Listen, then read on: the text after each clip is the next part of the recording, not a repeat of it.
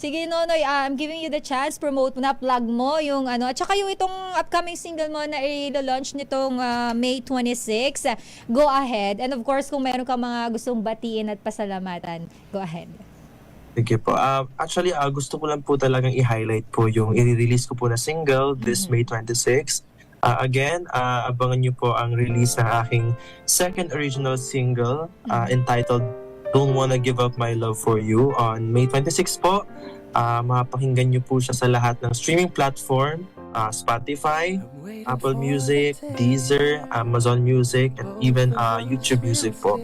It's about a man fighting for the love of his life, that no matter what happens, no matter what it takes, dumaan man ng maraming bagyo, dumaan man ng maraming unos, his love will never die. Ayun. Yun po.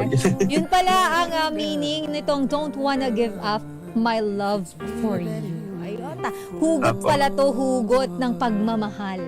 Antaray Yes, po. naman. Aabangan ko yan ha, aabangan ko yan. And we are here. Ako nandito ko lagi ako nakasuporta sa mga katulad mo, sa mga kababayan natin na talaga namang mga talented, of course, yan ang mga dapat sinusuportahan natin.